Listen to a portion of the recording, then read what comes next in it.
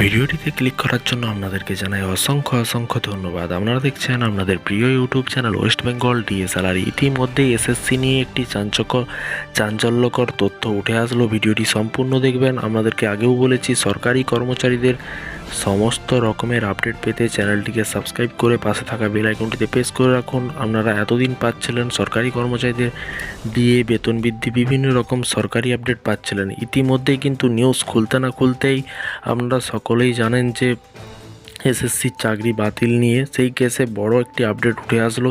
ভিডিওটি সম্পূর্ণ দেখবেন। যারা যারা এসএসসি চাকরি বাতিল ক্যান্ডিডেট আছেন তারা অবশ্যই নিচে কমেন্ট বক্সে কমেন্ট করে জানাবেন, বা আপনারা এই রিসেন্ট যারা জয়েন করেছেন এসএসসি বা টেট, প্রাইমারি টেটে, তারাও কিন্তু দুশ্চিন্তার মধ্যে পড়তে পারে। বিভিন্ন রকম আপডেট নিয়ে আজকের এই ভিডিওটিতে আসছি। ভিডিওটি সম্পূর্ণ দেখবেন। তো চলুন দেখে নেওয়া যাক কী বলা হয়েছে।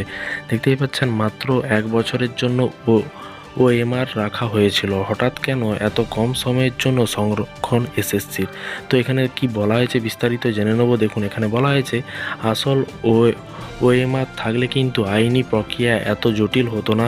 আগে দীর্ঘদিনের জন্য কিন্তু সংরক্ষণ করা হতো ওএমআর, কিন্তু 2016 সালে তৎকালীন এসএসসির চেয়ারম্যান আমলে কিন্তু নিয়ম পরিবর্তন করে 1 বছরের জন্য সংরক্ষিত হচ্ছে ওএমআর, এবং আসল ওএমআরের স্ক্যান কপি সিস্টেমে থাকলে অনেক আগেই কিন্তু যোগ্য অযোগ্যের বাছাই সম্ভব হতো।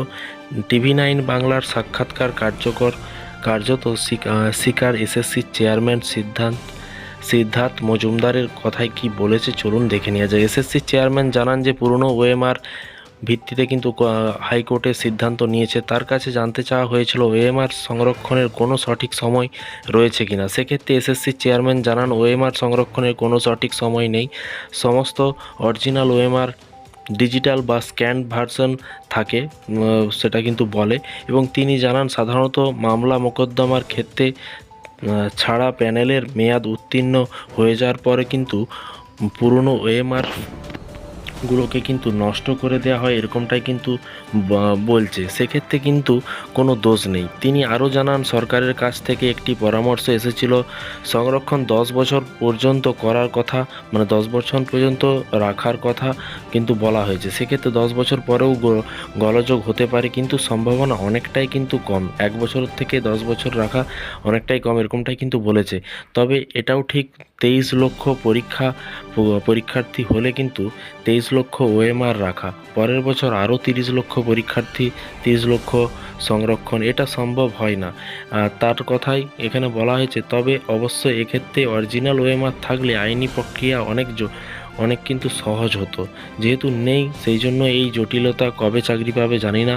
প্রতিদিনের আপডেট পাওয়ার জন্য চ্যানেলটিকে সাবস্ক্রাইব করে রাখুন। এসএসসির প্রতি মুহূর্ত কে কী বলছে, কোথায় কি হচ্ছে, গুরুত্বপূর্ণ আপডেট কিন্তু পাবেন। প্রসঙ্গত 2016 সালে প্যানেলে কিন্তু বাতিলের পর কলকাতা হাইকোর্টে বিচারপতি দেবাংশু বাসক এবং বিচারপতি মোহাম্মদ সাব্বির রশিদির ডিভিশন বেঞ্চ যে নির্দেশ দিয়েছিল তাতে কিন্তু স্পষ্ট উল্লেখ ছিল যে এসএসসি যে ওএমআর শিট স্ক্যান করে তারও কোনো প্রমাণ রাখা হয়নি, কারণ এসএসসি সার্ভারে কোনো স্ক্যান কপি নেই। তদন্ত চলাকালীন কোনো স্ক্যান বা মিরর কপি পায়নি সিবিআই। ওএমআর শিটের কোনো স্ক্যান কপি সার্ভারে না রেখেই কিন্তু হার্ড কপি নষ্ট করে ফেলা হয়েছে। চাকরি প্রার্থীদের উত্তরপত্র স্ক্যান কপি দিয়েছে এসএসসি। তাহলে যোগ্য চাকরিহারাদের কিন্তু তরফে প্রশ্ন উঠছে, নিয়োগ দুর্নীতি ঢাকতেই কি কম সময়ে ওএমআর নষ্ট করার সিদ্ধান্ত? হাইকোর্টের তরফে বলা হয়েছে যোগ্য অযোগ্য তালিকা আলাদা করে দেয়নি এসএসসি, আর তাতেই কিন্তু গোটা প্যানেল বাতিল। যদিও বৃহস্পতিবার এসএসসির চেয়ারম্যান সিদ্ধার্থ মজুমদার সাংবাদিক বৈঠক ডেকে কিন্তু দাবি করেন আদালতের কাছে 3টি হলফনামা জমা করে গ্রুপ সি, গ্রুপ ডি, দশম, নবম এবং দশম, একাদশ, দ্বাদশের সম্পূর্ণ তালিকা আলাদা করে দেয়া হয়েছে। তো ফ্রেন্ডস, এই ছিল আজকে একটি ছোট্ট আপডেট। বুঝতেই পাচ্ছেন বিভিন্ন রকম গোপন তথ্যগুলো উঠে আসছে। এসএসসি যে এই বাতিল করে দিয়েছে, যারা বাড়িতে আজ বসে আছে, বা এই স্কুলগুলোতে কিভাবে পড়াশোনা করানো হবে ছাত্রছাত্রীরা কিভাবে সুবিধা পাবে, কারণ অনেক তো 26,000 চাকরি বাতিল মানে অনেকটাই। তো আপনাদের মতামত নিচে কমেন্ট বক্সে কমেন্ট করে জানাবেন। চিন্তা করবেন না, আশা করা যায় ঠাকুরের উপর ভরসা রাখুন, কারণ কোর্টে চলে গেছে মানে একটা কেস কোর্টে চলে যাওয়া মানে বহুদিন পর্যন্ত সেই মামলা মোকদ্দমা হতেই থাকে। এটা কিন্তু মাথায় রাখবেন।